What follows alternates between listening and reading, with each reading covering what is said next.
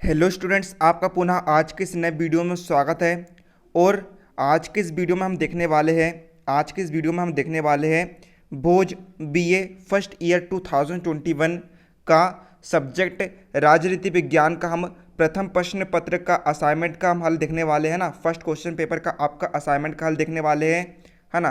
तो राजनीति विज्ञान का फर्स्ट पेपर का असाइनमेंट का हम आज के इस वीडियो में फुल सॉल्यूशन देखने वाले हैं। A to Z पूरे प्रश्न पत्र का हम हल देखने वाले हैं। तो आपसे गुजारिश है कि वीडियो को शुरू से लेकर अंत तक जरूर देखिएगा।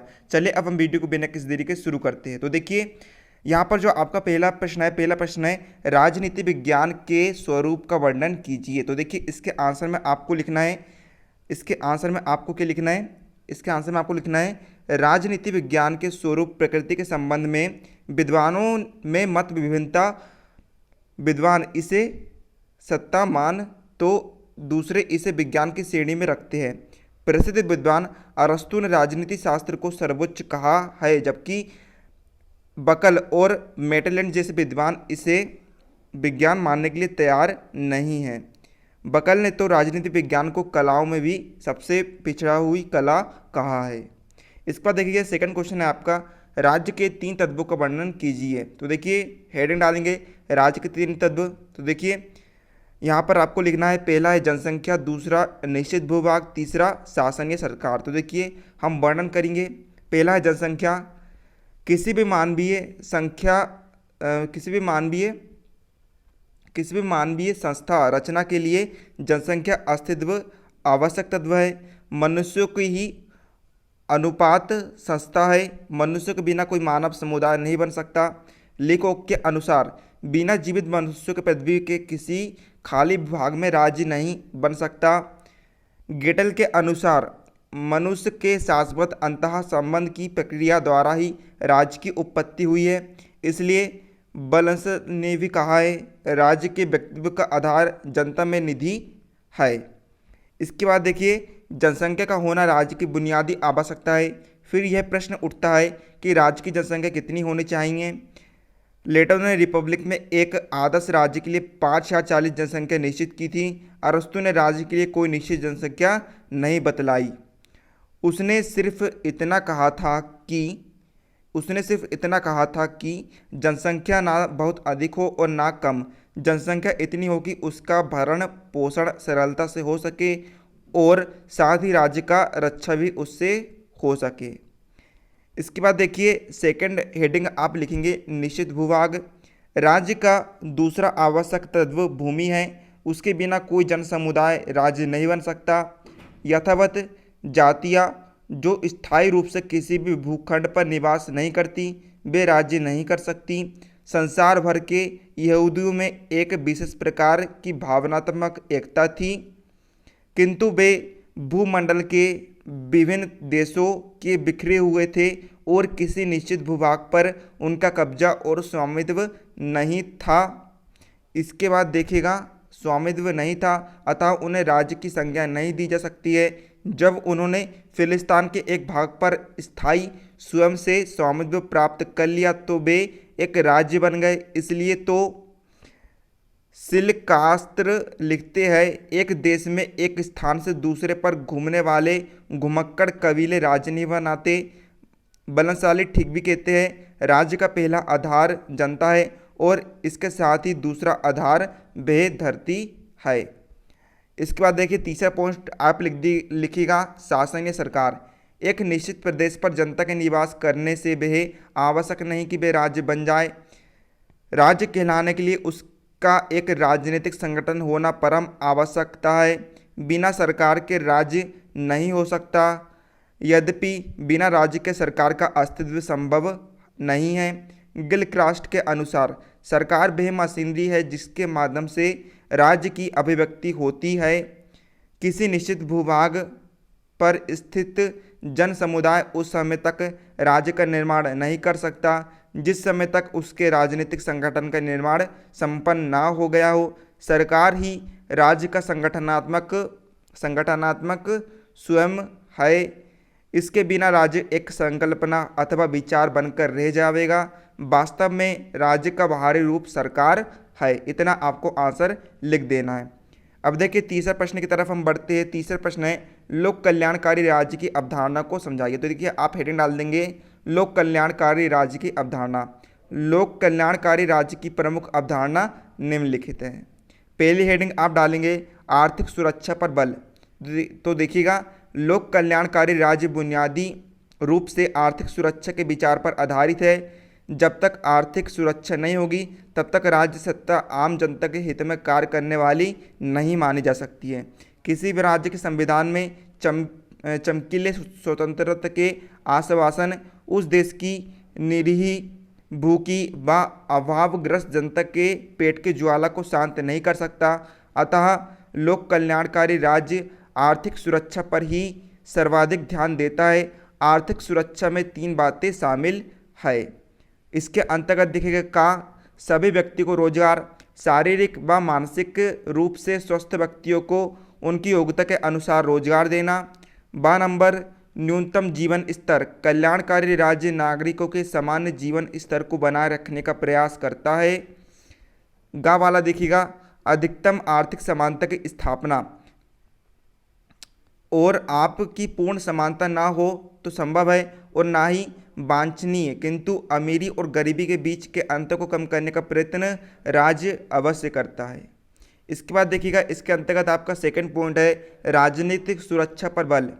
यदि किसी राज्य में राजनीतिक शक्ति संविधान के पन्नों पर ही लिखी रहे और आम जनता उसका प्रयोग ना कर सके तो वह दुर्भाग्यपूर्ण स्थिति कही जाएगी।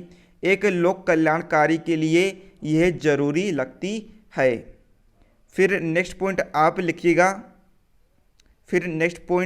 लिखिएगा क्या लिखना है आपको। नेक्स्ट पॉइंट का नंबर का लोकतांत्रिक शासन। स्वतंत्रता और अधिकार लोकतांत्रिक शासन की आवश्यकता की शर्तें हैं। इनके अभाव में व्यक्ति के संपूर्ण विकास की बात अधूरी लगती है। 12 नंबर नागरिक स्वतंत्रताएं। नागरिक स्वतंत्रताएं जहां एक और व्यक्तित्व का विकास करती है वह दूसरी ओर कल्याणकारी समाज के निर्माण में सहयोग प्रदान करती है। 3rd नंबर सामाजिक सुरक्षा पर बल। लोक कल्याणकारी एक का आदर्श तभी पूर्ण हो सकता है जब नागरिकों की सामाजिक सुरक्षा की व्यवस्था पूर्ण हो। सामाजिक सुरक्षा सामाजिक समानता पर आधारित होती है। सामाजिक समानता तभी प्राप्त की जा सकती है जब जाति, धर्म, वंश, संप्रदाय, रंग, लिंग और संपत्ति आदि के आधार पर उत्पन्न भेदों का अंत करके व्यक्ति को व्यक्ति के रूप में महत्व प्रदान किया जाए। इसके बाद देखिएगा नेक्स्ट क्वेश्चन हम देखते हैं संसदीय शासन की 3 विशेषताएं लिखी है। तो देखिए हम यहाँ पर देखते हैं संसदीय शासन की विशेषताएं। तो देखिए संसदीय शासन के प्रमुख विशेषताएं निम्नलिखित है। पहला है नाम मात्र की व वास्तविक कार्यपालिका में भेद। इस शासन प्रणाली में नाम मात्र की तथा वास्तविक शासन प्रणाली में भेद होता है। सेकंड देखिएगा सेकंड पॉइंट आप लिखिएगा व्यवस्थापिका और कार्य प्रणालिका में घनिष्ठ संबंध। संसदीय शासन में व्यवस्थिका तथा कार्यपालिका में अभिन्न संबंध रहता है। इसके बाद देखिएगा 3rd पॉइंट आप लिखिएगा कार्यपालिका की अनिश्चितता। संसदीय शासन व्यवस्था में मंत्रिपरिषद का कार्यकाल निश्चित नहीं होता है। इसके बाद देखिएगा नेक्स्ट प्रश्न आप देखिएगा राजनीतिक दल क्या है समझाइए। तो देखिए आप हेडिंग डालिएगा राजनीतिक दल।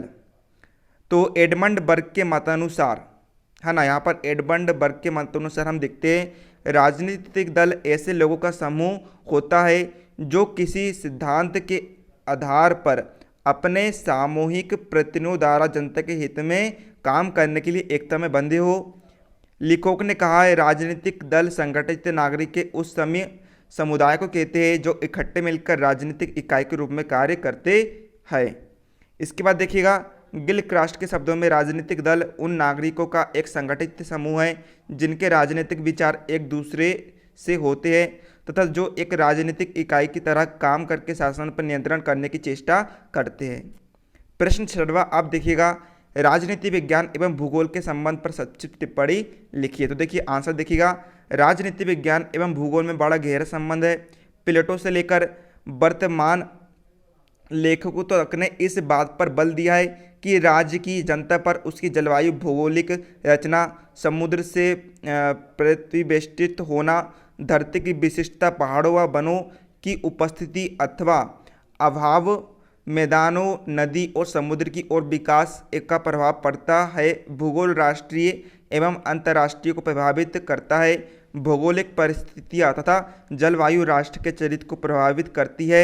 भूगोल के बढ़ते हुए महत्व के कारण ही भू राजनीति नाम के एक नए विज्ञान का जन्म हुआ जो भौगोलिक तत्व के राजनीतिक प्रभावों का अध्ययन करता है। यहाँ पर आपका प्रश्न 6वां का उत्तर समाप्त हो जाता है। इसके बाद देखिएगा आप राज्य के अनिवार्य कार्यों का उल्लेख कीजिए। तो देखिए यहाँ पर आप हेडिंग डालेंगे राज्य के अनिवार्य कार्य। अनिवार्य कार्यों का आशय ऐसे कार्यों से है जिनका करना प्रत्येक राज्य के लिए निवांत आवश्यक होता है। इन कार्य को करने में असफल होने पर राज्य का अस्तित्व भी संकट में पड़ जाता है। राज्य के अनिवार्य कार्य निम्नलिखित है। तो देखिए आगे देखिएगा आप पहले हेडिंग आप डालेंगे देश की बाह्य आक्रमणों से सुरक्षा। राज्य का अति महत्वपूर्ण कार्य बाहरी आक्रमणों से अपने अस्तित्व की रक्षा करना है। इस हेतु वह देश में सुव्यवस्थित सेना का गठन करता है। सेना में वायु थल जल सेना होती है। सेकेंड हेडिंग आप देखिएगा देश में आंतरिक शांति एवं व्यवस्था बनाए रखना। राज्य का यह अनिवार्य कार्य है कि उसे अपनी सीमा के अंतर्गत शांति व व्यवस्था बनानी होती है।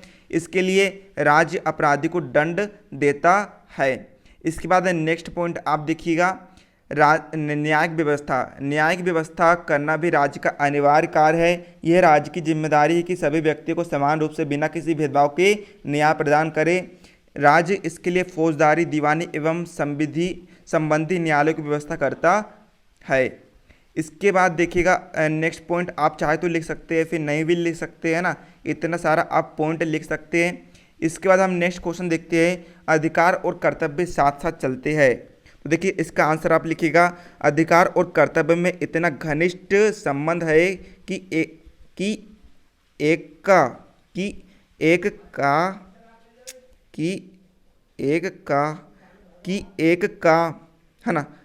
एक का अस्तित्व दूसरे के बिना संभव नहीं होता है। उन्हें एक दूसरे से अलग नहीं किया जा सकता है। विले ने ठीक ही कहा कि अधिकार कर्तव्यों पर आश्रित होते हैं। अधिकारों का महत्व कर्तव्यों की दुनिया में हुई होता है। महात्मा गांधी कहा करते थे कि कर्तव्यों का पालन कीजिए और अधिकार स्वतः ही आपको मिल जाएंगे। अधिकार से तात्पर्य है कर्तव्यों का पालन कीजिए और अधिकार स्वतः ही आपको मिल जाएंगे। अधिकार से तात्पर्य है कि हमें दूसरों से अपने हितों के लिए कुछ सुविधाएं चाहते हैं, जबकि कर्तव्य से तात्पर्य है कि हम दूसरों को अधिकारों के उपयोग में सहायता देते हैं। इस प्रकार दोनों के बीच वही संबंध है जो संबंध शरीर और आत्मा में है। अधिकार और कर्तव्य एक दूसरे के पूरक है और एक अभाव में दूसरे की कल्पना अनिश्चित है। इसके बाद देखिएगा 9वां क्वेश्चन देखिएगा आप एकात्मक शासन के लक्षणों का वर्णन कीजिए। तो देखिए उत्तर में आप लिखिएगा शासन सत्ता जब एक केंद्रीय संगठन में ही निहित होती है तब उस व्यवस्था को एकात्मक शासन कहते हैं। संपूर्ण देश के लिए एक कार्यपालिका, एक व्यवस्थापिका और एक न्यायपालिका होती है। सारा देश शासन का एक ही इकाई होता है। स्थानीय सरकारों का अस्तित्व एवं शक्तियाँ केंद्रीय सरकार की इच्छा पर निर्भर करती है। विभिन्न विद्वानों ने एकात्मक शासन की निम्नलिखित परिभाषा दी है। डायसी के शब्दों में एक केंद्रीय शक्ति के द्वारा सर्वोच्च शक्ति का प्रयोग किया जाना एकात्मक शासन है। फिर देखिएगा एकात्मक शासन के गुण, पहला गुण है प्रशासनिक एकरूपता। एकात्मक शासन की संपूर्ण सत्ता चूंकि केंद्र में निहित होती है, इसलिए केंद्रीय शासन अपनी सारी शक्तियों में प्रशासनिक एकरूपता लाने का प्रयास करता है। इसके बाद सेकंड पॉइंट देखिएगा दक्ष एवं कुशल शासन। जब शासन का एक केंद्र द्वारा संचालित होता है तब वह स्वाभाविक है। तीसरी पॉइंट आप देखिएगा संकट काल में उपयुक्त। संकट काल का सामना करने के लिए एक दृढ़ तथा शीघ्र निर्णय करने वाली सरकार होना चाहिए। एकात्मक शासन प्रणाली वाले राज्य में संकट काल का सरलता से सामना किया जा सकता है। इसके बाद देखिएगा राष्ट्रीय एकता। एकात्मक शासन राष्ट्रीय एकता का द्योतक है। शासन की एकरूपता के कारण राज्य के प्रत्येक भाग में कानून, प्रशासन तथा न्यायिक व्यवस्था की एकरूपता रहती है। अब लास्ट 10वां प्रश्न आप देखिएगा भारतीय जनता पार्टी बीजेपी पर एक संक्षिप्त टिप्पणी लिखी है। तो आप हेडिंग डालेंगे Bharatiya Janata party short form में बीजेपी। अप्रैल 1980 को लगभग 4000 प्रतिनिधियों के दिल्ली सम्मेलन में जनता पार्टी के सदस्यों से एक नए राजनीतिक दल का निर्माण हुआ जिसे भारतीय जनता पार्टी के नाम से जाना जाता है। यह संगठन पूर्व दल, जनसंघ व राष्ट्रीय स्वयंसेवक संघ से प्रतिबद्ध लोगों का जमावड़ा था।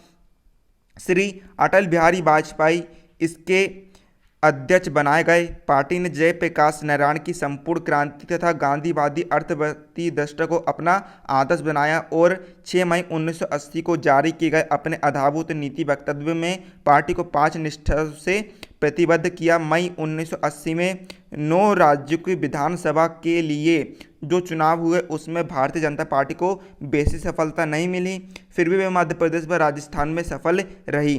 फिर दिसंबर 2003 में हुए विधानसभा चुनाव में मध्य प्रदेश व छत्तीसगढ़ में भारी बहुमत से सफलता मिली। मई 2007 में उत्तर प्रदेश विधानसभा चुनावों में भारतीय जनता पार्टी को आखिर निराशा का सामना करना पड़ा, लेकिन दिसंबर 2008 में मध्य प्रदेश, राजस्थान, छत्तीसगढ़, है ना, ये सारे राज्य सहित 6 राज्यों में सरकार गिर गई, लेकिन मध्य प्रदेश, छत्तीसगढ़ में सरकार बल गई। फिर मई 2014 को भारतीय जनता पार्टी के माननीय श्री नरेंद्र मोदी जी देश के प्रधानमंत्री बनाए गए। भारत में राष्ट्रपति पद के लिए 17 जुलाई 2017 को चुनाव में भारतीय जनता पार्टी के तत्व वाले राष्ट्रीय जनतांत्रिक गठबंधन एनडीए ने दलित राजनीति का कार्ड खेतले हुए विचार के राज्यपाल रामनाथ कोविंद को राष्ट्रपति पद के प्रत्याशी बनाया। मई 2019 को, है ना, यहाँ से लेकर आप यहाँ तक पूरा लिख लीजिएगा, आप स्क्रीनशॉट ले लीजिए। तो आज के इस वीडियो में हमने, है ना, भोज बीए के राजनीति विज्ञान के फर्स्ट असाइनमेंट पेपर का हमने फुल सोल्यूशन देख लिया है। उम्मीद आप सभी को वीडियो को लाइक कर दीजिएगा, साथ ही में अपने फ्रेंड को अवश्य रूप से शेयर करिएगा और कमेंट करके बताइएगा आपको वीडियो कैसा लगा। तो मिलते हैं आपको उसके नेक्स्ट पार्ट में, तब तक के लिए जय हिंद, जय भारत।